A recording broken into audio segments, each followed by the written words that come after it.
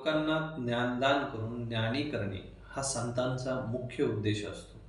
परंतु सर्वसामान्य माणसांना ज्ञानदान नको आहे, तर त्यांना गुलामीमध्ये स्वारस्य असतं किंवा गुलाम म्हणून कुणाच्या तरी मागे किंवा पुढे फिरण्यामध्ये किंवा गुलाम म्हणून स्वतःला पुरस्कृत करण्यामध्ये त्यांना स्वारस्य असतं. म्हणून बहुतांश कालखंडामध्ये संतांचे उपदेश हे लोकांना कळत नाहीत किंवा सर्वसामान्य माणसं त्या ज्ञानोपदेशापासून दूर राहतात, कारण त्यांना सज्ञानी होण्यामध्ये कोणत्याही प्रकारचं स्वारस्य नसतं.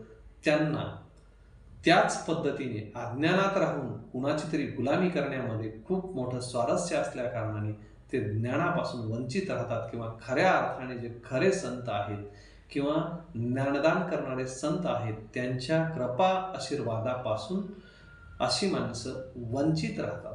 त्यामध्ये संतांचा नाही, तर जे वंचित राहिले त्यांचा प्रारब्ध योग किंवा त्यांचा प्रारब्ध दोष असतो.